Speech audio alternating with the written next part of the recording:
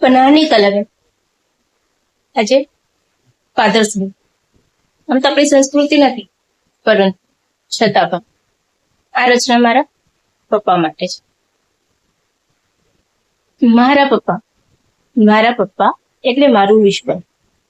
દીકરી હોવા છતાં પણ સમાજમાં સન્માનીય સ્થાન આપ્યું. મમ્મીએ ચાલતા શીખવ્યું તો પપ્પાએ કદમોને સ્થિર કરતા શીખવ્યું. ક્યારેક લીમડાના પાન જેવા કડવા તો ક્યારેક મધથી પણ મીઠા. પોતે તકલીફો સહન કરી પણ ભર તડકામાં શીતળ છાય દેતા.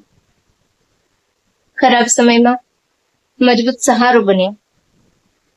અન્યાય સામે અવાજ ઉઠાવવાનું શીખવ્યું. બધા સંબંધો સાથ છોડવા તૈયાર હતા, પણ તેઓ અડગ પર્વતની જેમ મારી પડખે ઉભા રહ્યા. સીમિત વિચારોના બદલે મને ઉડવા માટે આખું આકાશ આપ્યું. મારા પપ્પા મારા માટે મારું વિશ્વ. Happy Father's day.